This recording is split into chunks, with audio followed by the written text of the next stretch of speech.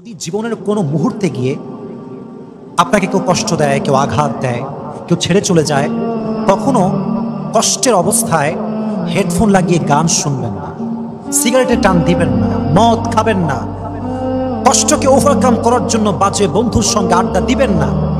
যে ব্যক্তি কারোর প্রতি মায়া কাটাবার জন্য হেডফোন লাগিয়ে গান শোনে, যে ব্যক্তি কারো থেকে কষ্ট পেয়ে নামাজ বাদ দিয়ে হারাম কাজ করে, খোদার কসম, ওয়াল্লাহি আল্লাহর কসম করে বলছি, সে কখনো তার জীবনে মনের যে প্রশান্তি কখনো খুঁজে পাবে না। ঠিক না বলেন?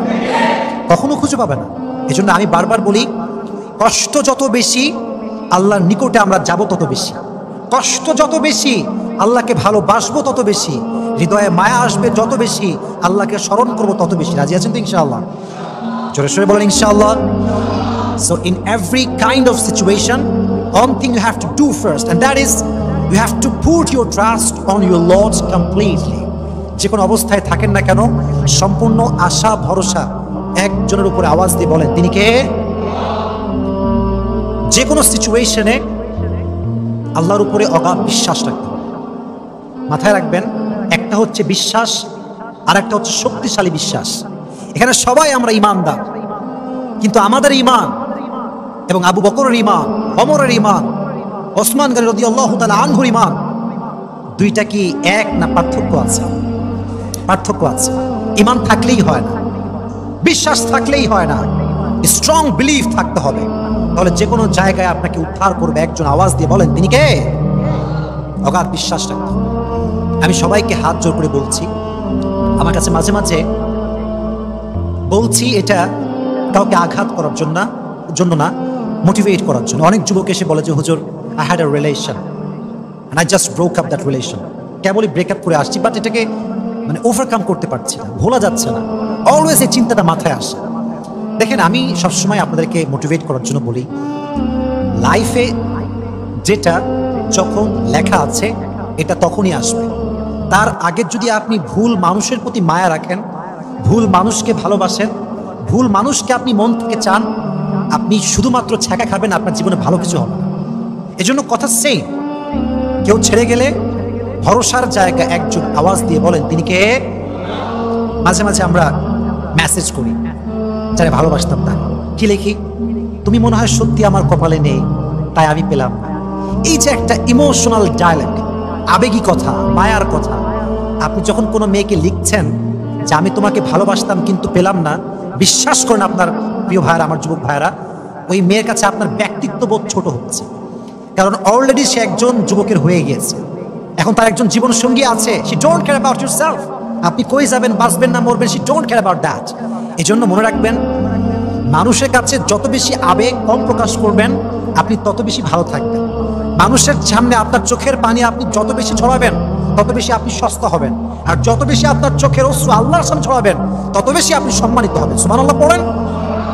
এই জন্য কখনো কাউকে টেক্সট করবা না যে আমি তোমাকে হারিয়ে ফেলেছি, মানে I have lost my everything. No, you don't have lost anything. No, আপনি কিছু আপনি লস্ট করেন না, আপনার সব আছে।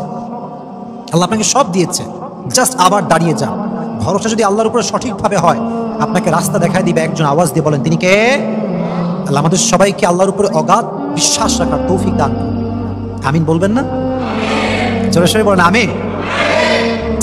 নাম্বার 2 লেসন, যদি আপনি আল্লাহর কাছে প্রিয় হতে চান, এটার মানে এটা নয় যে আপনি বিশাল বড় ফ্যামিলির মানুষ হবেন। No, the matter is not like that. কিভাবে আমরা জানলাম? রাবিয়া বসরির বাবা কি ধনী ছিলেন না গরিব ছিলেন?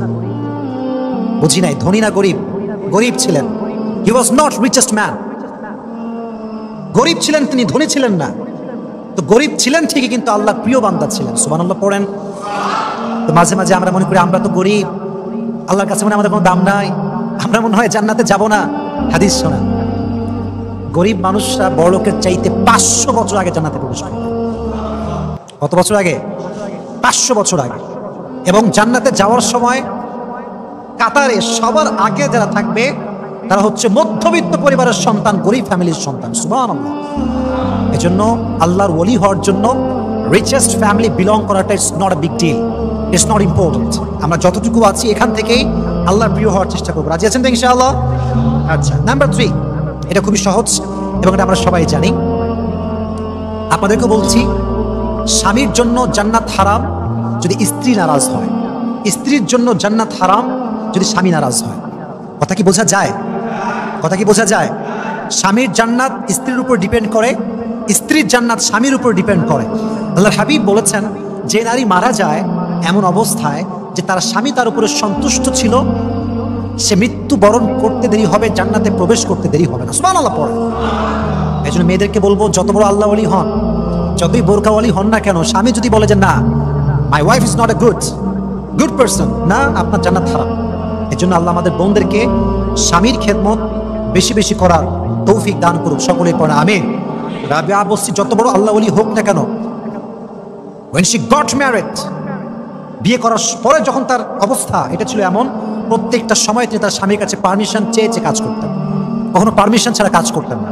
এই জন্য আমার বন্ধুকে বলবো, যাই করেন না কেন জীবনে স্বামীকে সন্তুষ্ট করে আপনার লাইফে